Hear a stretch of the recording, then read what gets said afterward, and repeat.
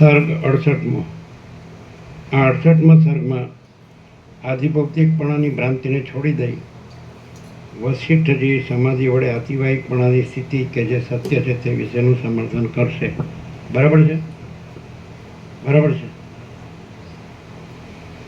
આતિવાહિક દેહની સિદ્ધિ અને દ્રશ્યની અસિદ્ધિ। વિદ્યાધરી બોલી, દ્રઢ અભ્યાસના નામે કહેવાતા સમાધિના યત્ન વિના દેહાદિકમાં થઈ ગયેલી આધિભૌતિકપણાની ભ્રાંતિ નિવૃત્ત થતી નથી અને આતિવાહિકપણાનો ભાવ પ્રકટ થતો નથી। આથી બીજી સૃષ્ટિ સાક્ષી વડે જોઈ શકાતી નથી। માટે હવે આપણે બંને નિર્મળ પરમાત્માની અંદર સર્વનું જ્ઞાન ઉત્પન્ન કરી શકીએ એવી સમાધિરૂપી ધારણા વડે આતિવાહિકપણાને પ્રકટ કરનારો આપણો પ્રાચીન અભ્યાસ પાછો કરવા માંડીએ। એટલે મેં વર્ણવેલું શિલાની અંદર રહેલું તે જગત પ્રકટ રૂપે જોવામાં આવશે। વશિષ્ઠ બોલ્યા, વિદ્યાધરીએ મને ઉપર પ્રમાણે યુક્તિપૂર્વક વચનો કહ્યા એટલે હું પર્વતની ઉપલી ભૂમિકામાં પદ્માસનવાળી સમાધિમાં પ્રવૃત્ત થઈ ગયો। પછી એ સમાધિની અંદર સર્વબાહ્ય વસ્તુ માત્ર સંબંધી સંકલ્પનો ત્યાગ કરીને મેં એકાંત પ્રદેશમાં એક કેવળ ચૈતન્ય તત્વની ભાવના કરી। તેમજ પ્રથમ ચાલેલા કથા પ્રસંગ સંબંધી સંકલ્પરૂપી મેલને પણ છોડી દીધો। જેમ શરદ ઋતુનો સમય આવી જતાં આકાશ નિર્મળ થઈ જાય છે તેમ હું ચિદાકાશ રૂપ થઈ જઈ પરબ્રહ્મ ભાવને પામ્યો। પછી હું ચિત્તને સત્ય પરમ તત્વમાં જ એકાગ્ર કરીને સમાધિનો ગાઢ અભ્યાસ કરવા લાગ્યો। એટલે દેહમાં થયેલી મારી આધિભૌતિકપણાની ભ્રાંતિ જતી જ રહી। તે વખતે જાણે ઉદય તથા અસ્તથી રહિત અને સ્વયં પ્રકાશ એવી વિશુદ્ધ ચિદાકાશની સ્થિતિ ઉદય પામ્યું હોય એમ જણાયું। પછી હું મારા પોતાના સાક્ષી ચૈતન્યના શુદ્ધ પ્રકાશમય તેજ વડે જોવા લાગ્યો તો વસ્તુતઃ ત્યાં આકાશ કે શિલા એ કશું પણ દેખાયું નહીં, પણ એ બધું પરબ્રહ્મ દેખાયું। પરમાર્થ રૂપ અને સદા એકરસ રૂપે હું સ્વચ્છ પરમ તત્વ તેવા આકારે કેમ જાણે થઈ રહ્યું હોય એમ દેખાય છે। પરમ તત્વરૂપ મારો આત્મા શિલાની તેવી ભાવનાના બળથી શિલા રૂપે મને દેખાયો।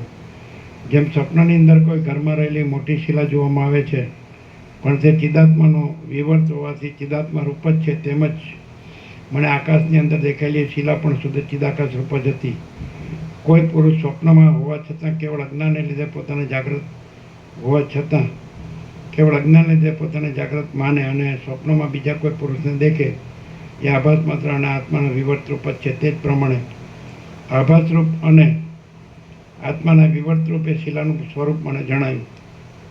જેમને સ્વપ્ન અવસ્થામાં પોતાનું મનોમય શરીર ખડું થઈ જઈ તેનું માથું કપાઈ ગયાની પ્રતીતિ થઈ હોય છે એવા ભ્રાંત અને પ્રાતિભાષિક પુરુષો જ આ સંસારની અંદર રહેલા છે। તેઓ જ્ઞાન પ્રાપ્તિનો કાળ વ્યાસ વિના શું કરી શકે? મહામોહવાળા પુરુષોને પણ કાળે કરી જ્ઞાનનો ઉદય થાય છે, કેમ કે છેવટ વિચારી જોતાં બ્રહ્મતત્વ વિના બીજું કશું પણ અક્ષય નથી। માટે જે શિલા મારા જોવામાં આવી હતી તે ચૈતન્ય સ્વરૂપે સર્વત્ર ભરપૂર થઈ રહેલું એક શુદ્ધ ચિદાકાશ શિલાને આકારે થયેલું મારે જોવામાં આવ્યું હતું। બાકી તેમનું પૃથ્વી આદિ કશું પણ સત્ય ન હતું। સર્વ પદાર્થ માત્રનું મહાપ્રલયમાં જે પારમાર્થિક શુદ્ધ સ્વરૂપ અવશેષ રહે છે તે તત્વેતર પુરુષોના મનના એકાગ્રપણા વડે અનુભવમાં આવે એવું છે। બ્રહ્મનું જે શુદ્ધ ચૈતન્યમય રૂપ છે તે જ સર્વ પ્રાણી માત્રનું પારમાર્થિક સ્વરૂપ છે। અવિવેકી પુરુષો તેને જગતના આકારે કહે છે અને મનોરાજ્ય તથા સંકલ્પ પણ તે જ કહેવાય છે।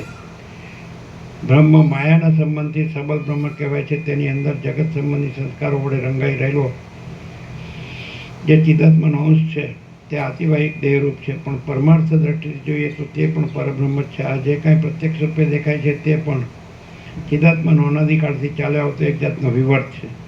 વસ્તુતઃ તે પરમ તત્વ રૂપ જ છે અને ચિદાકાશ રૂપ જીવનું જે હિરણ્યગર્ભને નામે કહેવાતું સમષ્ટિ રૂપ એ તેનું આતિવાહિક પ્રથમ શરીર છે। અશુદ્ધ બુદ્ધિથી જ્યારે સમષ્ટિ ભાવ વિસરાઈ જાય છે ત્યારે તે વ્યષ્ટિરૂપ થઈને સર્વ મનુષ્યની પ્રતિથિમાં આવે છે અને તે મન કહેવાય છે। ચિદાત્માનું પોતાનું શુદ્ધ સ્વરૂપ જ અવિદ્યા વડે ભ્રાંતિને લીધે મન જગત ઇત્યાદિને આકારે થઈ રહેલું ભાષે છે। એ શુદ્ધ સ્વરૂપ યોગીઓને સમષ્ટિ રૂપે પ્રત્યક્ષ અનુભવમાં આવે છે અને બીજા સાધારણ મનુષ્યોને મન રૂપે પણ જણાય છે। હે પ્રિય રામચંદ્રજી, હમણાં અવિદ્યાને લીધે ખડો થઈ ગયેલો અને મનને પ્રત્યક્ષ રીતે અનુભવમાં આવતો આધિભૌતિક સ્થૂળ દેહ કેવળ કાલ્પનિક છે, તેથી તે અત્યંત મિથ્યા રૂપે જ ઉઠેલો છે અને પ્રત્યક્ષ રીતે તે સાવ અસત્ય છે એમ તમે સમજો। અહો, આ માયા કેવી વિચિત્ર છે! આત્મ સ્વરૂપ પ્રથમ પ્રત્યક્ષના જેવું સતત સિદ્ધ છે, છતાં એના પ્રભાવથી તેમાં પરોક્ષ બુદ્ધિ થઈ જાય છે અને જગત મન વગેરે જે વસ્તુઓ પરોક્ષ જેવા છે તેમાં પ્રત્યક્ષ છે એવી કલ્પનાનો નિર્ણય બાંધી લેવામાં આવે છે. આ સ્થૂળ દેહના અધ્યાસની પહેલાં આત્યવાહિક દેહના અધ્યાસમાં જ પ્રત્યક્ષ સત્ય ઉદય થાય છે અને તે જ સત્ય રીતે સર્વની અંદર રહેલો છે એમ તમે સમજો. બાકી જે આધિભૌતિક સ્થૂળ દેહપણાની પ્રસિદ્ધિ થાય છે તે તો માયા માત્ર છે. જેવી રીતે સુવર્ણના કડા કુંડળાદી આકારો અનુભવમાં આવતા છતાં વસ્તુતા તે કલ્પિત હોવાથી સુવર્ણના સ્વરૂપની અંદર નથી. તેવી રીતે આત્યવાહિક દેહનું આધિભૌતિક પણ વસ્તુતા છે જ નહીં, જે ભ્રાંતિરૂપ છે તેને જીવ અવિચારને લીધે સત્ય સમજે છે અને જે સત્ય છે તેને જ તે ભ્રાંતિરૂપ સમજે છે. અહો, જીવનું એ જ મૂળપણું છે. આ આધિભૌતિક સ્થૂળ દેહ વિચાર વડે જોવામાં આવતો નથી અને આતિવાહિક દેહ તો વાસના ક્ષય થતાં સુધી અક્ષય જ છે. તેમજ આ લોક અને પરલોક એ બંનેમાં નિર્વાહ કરનારો છે. નિર્જળ મરુભૂમિમાં જેમ જાંજવાના જળમાં ખરા જળની મિથ્યારૂપે પ્રતીતિ થાય છે તેમ આતિવાહિક દેહની અંદર મિથ્યારૂપે જ આધિભૌતિકપણાની ભ્રાંતિ ખડી થઈ જાય છે. જેમ ઠૂંઠાની અંદર ભ્રાંતિને લીધે પુરુષપણું દેખાય છે તેમ આતિવાહિક દેહની અંદર દેહ દ્રષ્ટિને લીધે અતિ પ્રૌઢ આવી આધિભૌતિક દેહની ભ્રાંતિ થઈ રહેલી છે. જેમ ભ્રાંતિને લીધે છીપમાં રૂપની પ્રતીતિ થાય છે તેમ જાંજવાના જળમાં ખરા જળની પ્રતીતિ થાય છે અને જેમ ચંદ્રમાં દ્વિત્વની બેપણાની પ્રતીતિ થાય છે તેમ માયા વડે જ આતિવાહિક દેહની અંદર આધિભૌતિકપણાની પ્રતીતિ થઈ આવે છે. અહો, આ જીવમાં આ વિચારથી ઉત્પન્ન થયેલો મોહનો કેવો મહિમા છે. જે અસત્ય છે તેને તેણે સત્ય માની લીધું છે અને જે સત્ય છે તેને તેણે સત્ય માની લીધેલું છે. સત્યની સ્ફૂર્તિ અને સંકલ્પ એ બે વડે જ આ લોક સંબંધી તથા પરલોક સંબંધી સર્વ વ્યવહાર સિદ્ધ થાય છે અને તે બેઉનો સંબંધ આતિવાહિક દેહ સાથે જ રહેલો છે.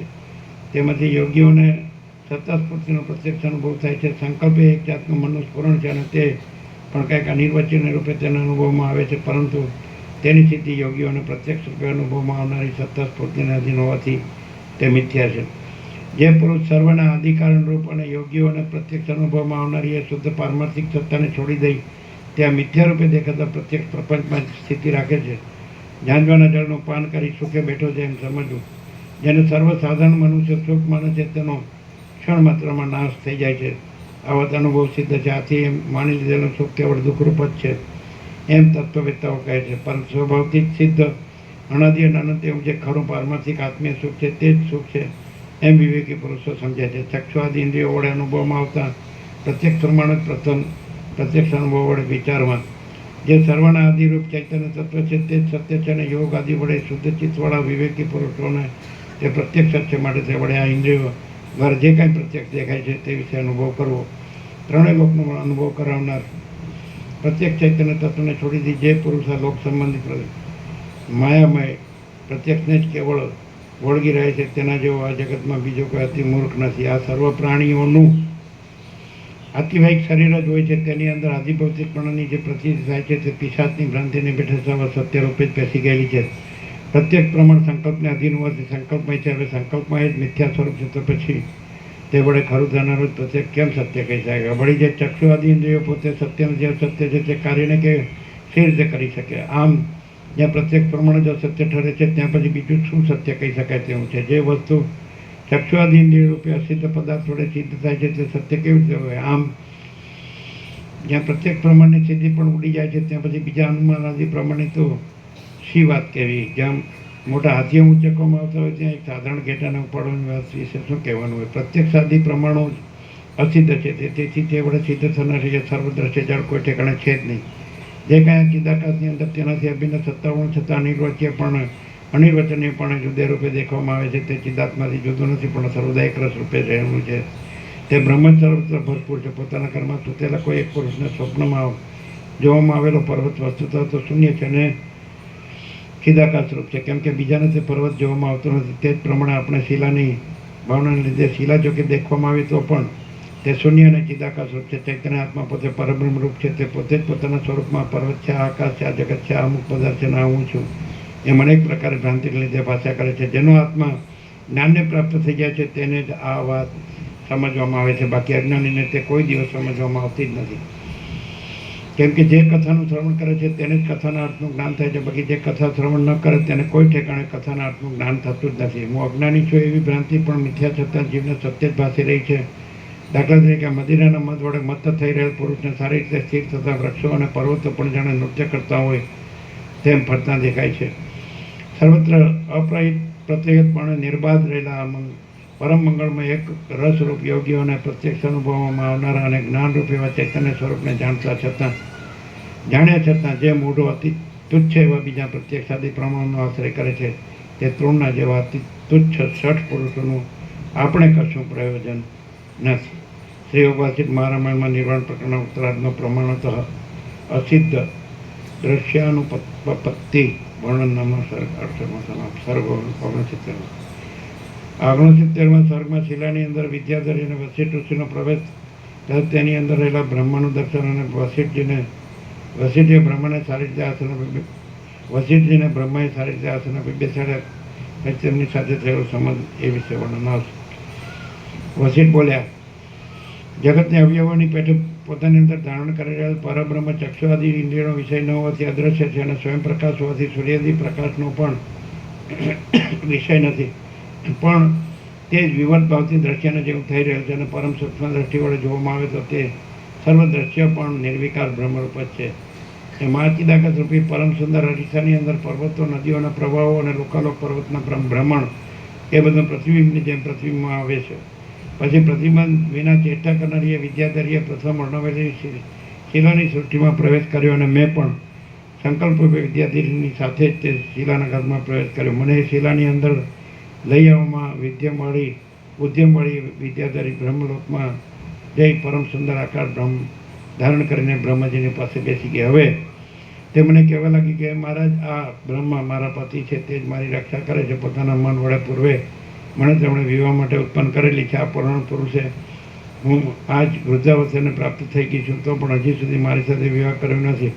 આથી મને વૈરાગ્ય ઉપજ્યો છે. આ મારા પતિ પણ વૈરાગ્યને જ પામે છે. તે એવા પરમપદને પામવાની ઈચ્છે છે કે જ્યાં દ્રષ્ટાપણું પણ નથી અને દ્રશ્યપણું પણ નથી અને શૂન્ય પણ નથી. આ જગતની અંદર હમણાં મહાપ્રલયનો સમય નજીક આવી ચૂક્યો છે, છતાં અમારા પતિ પર્વતના જેવા સ્થિર મૌનને ધારણ કરી રહ્યા છે અને પર્વતની પેટે જ અચળ થઈ રહીને ધ્યાનમાંથી જાગૃત થતા નથી. માટે મને અને અમારા પતિને આપ બોધ આપો અને આપ અમને મહાપ્રલય સુધી પ્રસિદ્ધ રીતે થનારા સર્વ સૃષ્ટિઓના મૂળ રૂપે એવા પરમપદ રૂપી ઉત્તમ માર્ગમાં જોડી દો. ઉપર પ્રમાણે મને કહીને તેણે બ્રહ્માને જાગૃત કરવા માટે કહ્યું કે એનાથ, આજ આ મુનિનાથ વસિષ્ઠજી આપણે ઘેર પધારે છે. આ વસિષ્ઠજી બીજા જગતરૂપી ગૃહની અંદર બ્રહ્માના પુત્ર પ્રખ્યાત છે, તેઓ આપણે ઘેર પધારે છે. તો આપ ગ્રહસ્થના ઘરને શોભે એવી પૂજા વડે તેમનો સત્કાર કરો. આપ સમાધિમાંથી જાગૃત થાઓ અને મુનિવરે વસિષ્ઠજીને પૂજ્ય સમજી અર્ઘ્યપાદ્ય વડે તેમની પૂજા કરો, કેમ કે આપ જેવા મહાત્મા અને મહાન પુરુષોની સેવા વડે ઉત્પન્ન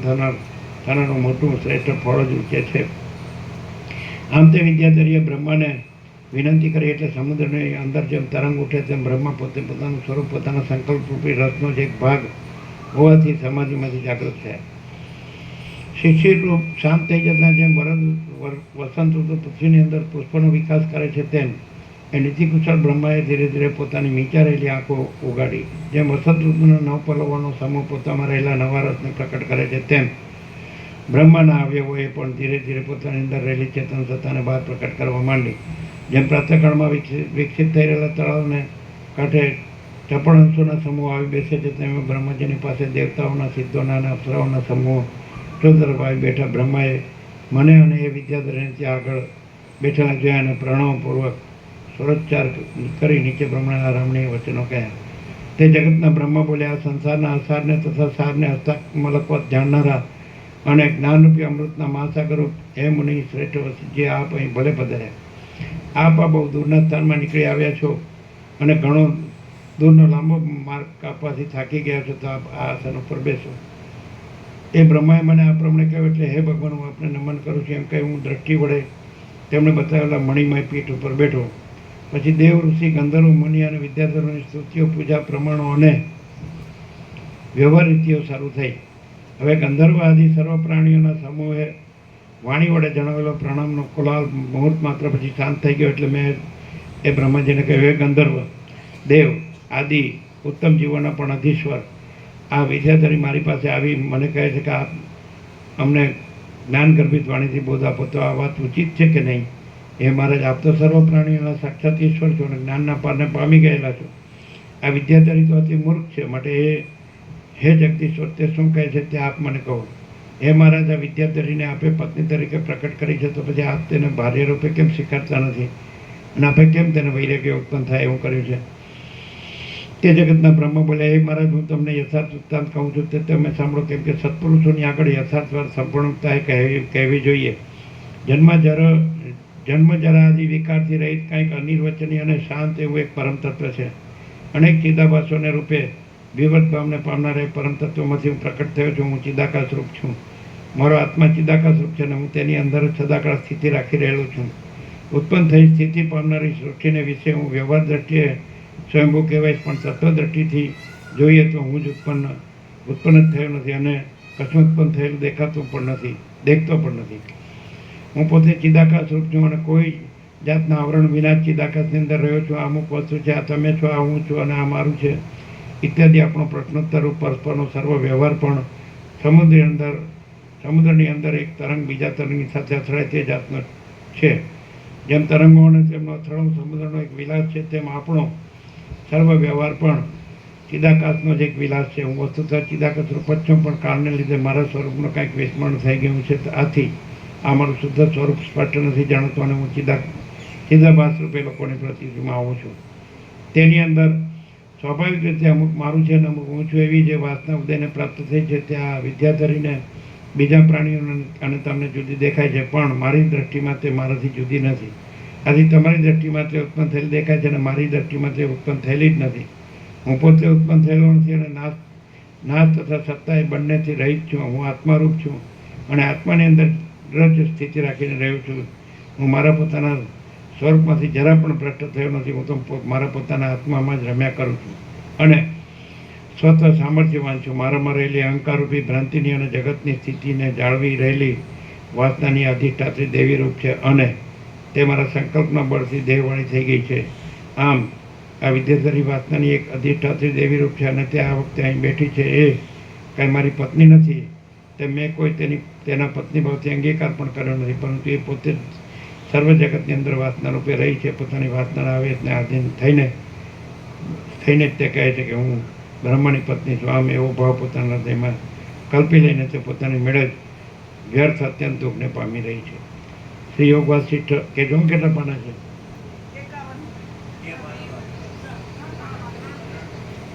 શ્રી યોગ વાસિષ્ઠ મહારામાયણમાં નિર્વાણ પ્રકરણના ઉત્તરાર્ધના સર્ગ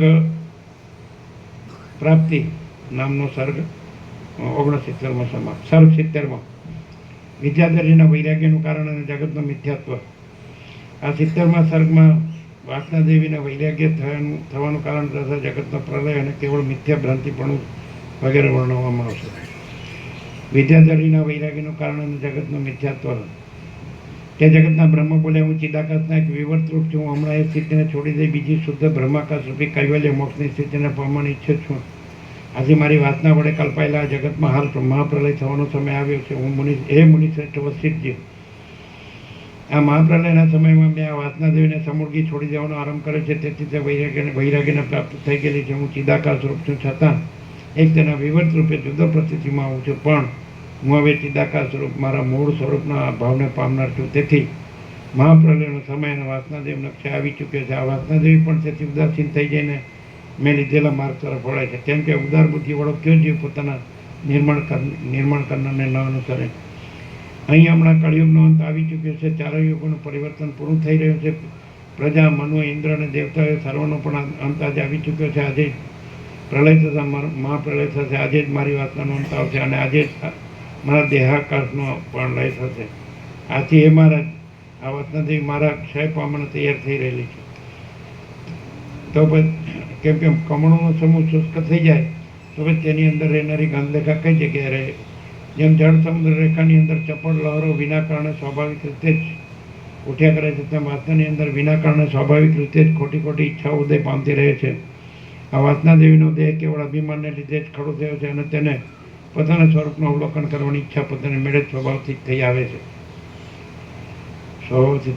આત્મતત્વનું અવલોકન કરનારી આ વાસના દેવીને ધારણાના અભ્યાસના યોગથી તમારી સૃષ્ટિ જોવામાં આવી તો તેને ધર્મ આદિ 4 પુરુષાર્થને મેળવવામાં વ્યગ્ર રીતે પ્રવૃત્ત થયેલી જોવામાં આવી. આ વાસના દેવી આકાશની અંદર સંચાર કરતી હતી અને તેને લોકાલોક પર્વતના શિખર પર પોતાના જગતના આધારરૂપ એવી શિલા જોવામાં આવી, પણ આપણી દ્રષ્ટિમાં તો તે કેવળ શૂન્ય ચિદાકાશ રૂપ જ છે. જે શિલાની અંદર એ વાસના દેવીનું જગત રહેલું છે તે આ જગતમાં પ્રખ્યાત એવા લોકાલોક પર્વતની શિલા છે. આવી જ રીતે આપણા જગતના પદાર્થોમાં બીજા પણ અનેક જગતો રહેલા છે, પરંતુ જ્યાં સુધી આપણે ભેદ દ્રષ્ટિમાં રહ્યા છીએ ત્યાં સુધી તે આપણા દેખવામાં આવતા નથી. આપણે સમાધિ વડે ચિદાકાશની સાથે એકતાને પામી યોગ દ્રષ્ટિથી જોઈએ તો તરત તે આપણે જોવામાં આવે. જેમાં શિલાની અંદર જગત રહેલું છે તેમજ ઘડામાં, કપડામાં, ખાડાઓમાં, ભીતોમાં, આકાશમાં, અગ્નિમાં, જળમાં અને તેજમાં એમ સર્વ ઠેકાણે સદાકાળ અનેક જગતો રહેલા છે. જગત એ એક સ્વપ્નમાં દેખાતા નગરના જેવી મિથ્યા ભ્રાંતિ જ છે. માટે તે છે જ ક્યાં? અને તે જો તે છે તો તે અધિષ્ઠાન ચૈતન્ય રૂપ છે, પણ તે જેવું જળ રૂપે પ્રતિત્વમાં આવે છે તેવું તે છે જ નહીં. જેઓ આ દ્રશ્ય સંબંધી ભ્રાંતિના મિથ્યા સ્વરૂપને જાણે છે અને ચિદાકાશની સાથે એકતાને પામ્યા છે તેઓ કદી પણ મોહને પ્રાપ્ત થતા નથી, બાકી બીજાઓ તો ભ્રાંતિમાં જ ભટક્યા કરે છે. એવા સિદ્ધમુનિ આ વિદ્યાધરી પોતાના વૈરાગ્યને લીધે ચિત્તમાં સ્ફુરી આવેલા પોતાના ઈચ્છિત અર્થને સાધવા ઈચ્છી રહી છે. તેથી બીજી અનેક સિદ્ધિઓના હેતુરૂપ એવા ધારણાના અભ્યાસને લીધે તેણે તમને દીઠા છે. આમ જીવ ચૈતન્યની આ વિદ્યારૂપી શક્તિ મહાઅપાર છે અને તે ઇન્દ્રજાળ કરનારા બી ખેલાડીની માયાની પેટે વિસ્તારને પામે છે. બ્રહ્મની નિરાકાર માયા શક્તિ પણ આ જ પ્રમાણે આનંદી અને આનંદ છે. વસ્તુતઃ જોઈએ તો કશા કાર્યો ઉત્પન્ન થતા નથી અને કશાનો નાશ પણ થતો નથી, પરંતુ કેવળ ચિદાત્મા જ દ્રવ્યની પેટે, કાળની પેટે અને ક્રિયાની પેટે વિવર્ત રૂપે પ્રતિથિમાં આવે છે. દેશ, કાળ, ક્રિયા, દ્રવ્ય, મન અને બુદ્ધિ આદિ સર્વ ઉત્પત્તિ, નાશ આદિ વિકારથી રહિત છે અને ચૈતન્યરૂપી શિલાના એક અવયવ જેવું છે એમ તમે સમજો. ચિદાત્મા જેને શિલાના આકારને ધારણ કરી રહ્યો હોય એમ ભાસે છે. જેમ ચલન શક્તિ એ પવનના એક અંગરૂપ છે તેમ વાસના દેવીની જગતની જાળ પણ એ ચિદાત્માના જ એક અવયવરૂપ છે. અનાદિ અને અનંત એવા ચિદાત્મા પોતાના વિજ્ઞાનકન સ્વરૂપને આ જગત રૂપે સમજે છે. એ ચિત્તશક્તિ દેશકાળ આદિના પરિચ્છેદને લીધે પરિચ્છેદવાળી થાય છે, તેથી તે સાદી અને શાંત છે. પછી તે દેશકાળ આદિના પરિચ્છેદથી રહિત હોય છે, તેથી અનાદિ અને અનંત છે. આ ચૈતન્યરૂપી શિલા આદિ અને અંતથી રહિત છે અને જ્ઞાન દ્રષ્ટિએ જોતા નિરાકાર છે અને તે માયા અને અવિદ્યા આદિના યોગથી આદિ અંતવાળી છે તથા સાકાર પ્રતિથિમાં આવે છે. તે જગતને પોતાના અવયવ રૂપે ધારણ કરી રહેલી જણાય છે. જેમ સ્વપ્નમાં ચિદાત્મા અને ચિદાકાશ સ્વરૂપ હોવા છતાં પોતાના સ્વરૂપને નગરને આકારે દેખે છે, તેમ જાગ્રતમાં પણ એ ચિદાત્મા વસ્તુતઃ પોતાના સ્વરૂપથી અભિન્ન એવા જગતના આકારે જુએ છે. તેમજ તે એ જગતના અવયવરૂપ પાષાણ પર્વતાદિને પણ દેખે છે. બાકી વસ્તુ દ્રષ્ટિથી જોઈએ તો સ્વપ્નની પેટે જાગ્રતમાં પણ નદીઓ વહેતી નથી, સંસાર ચક્રનું પરિવર્તન પણ થતું નથી અને પદાર્થોનું પરિણામ પણ થતું નથી.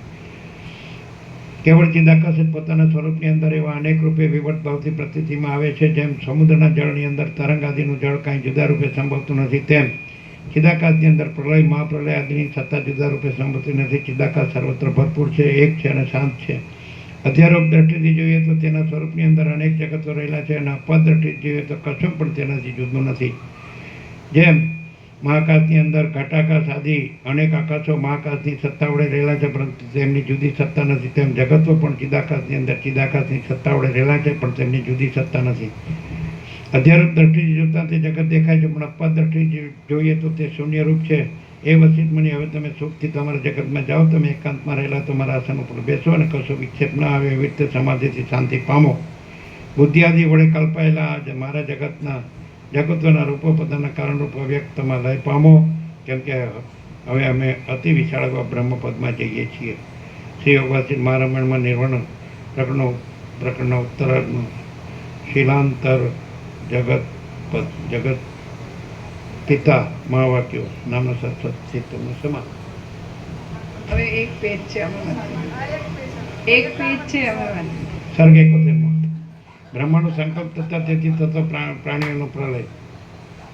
આ 71માં સર્ગમાં બ્રહ્માનો સંકલ્પ કે જે સર્વલોકની કલ્પના હેતુરૂપ છે તેનો તથા એ બ્રહ્માના સંકલ્પ વડે કલ્પાયેલા પ્રાણીઓનો ઉપશમ પ્રાપ્ત થતા ક્રમે કરી પ્રલય થાય છે તે વિશે વર્ણન કરવામાં આવશે.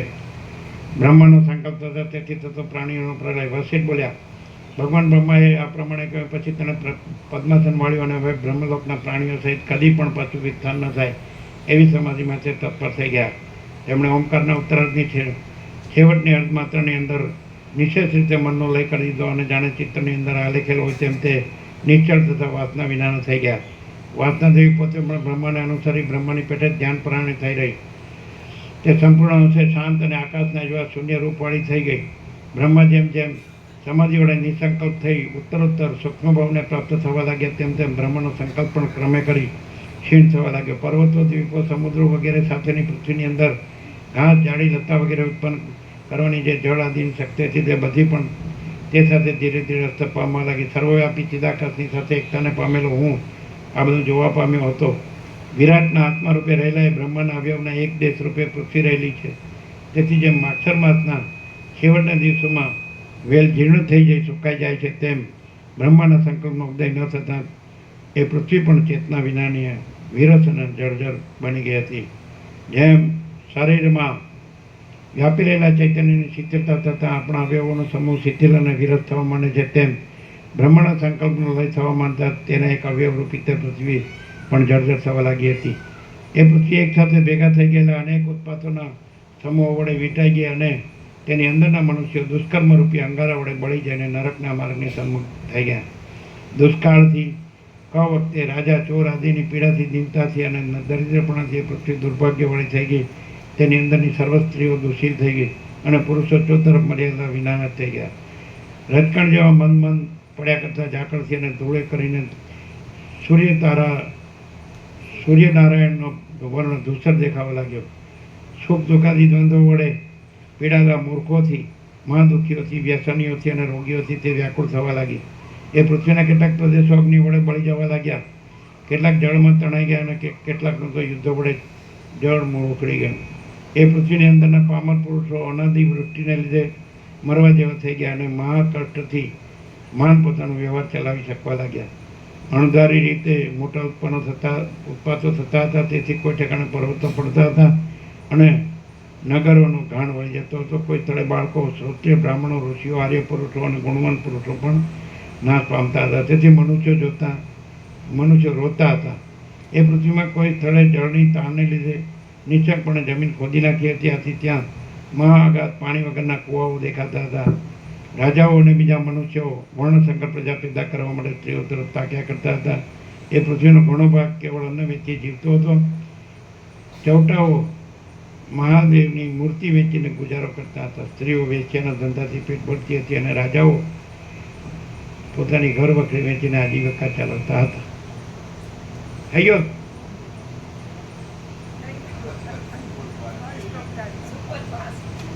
શું?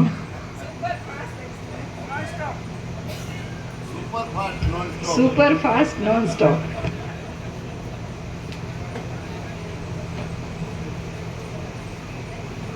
આમ સંભળાતું તો ખરું બરોબર? સમજાતું તો ખરું?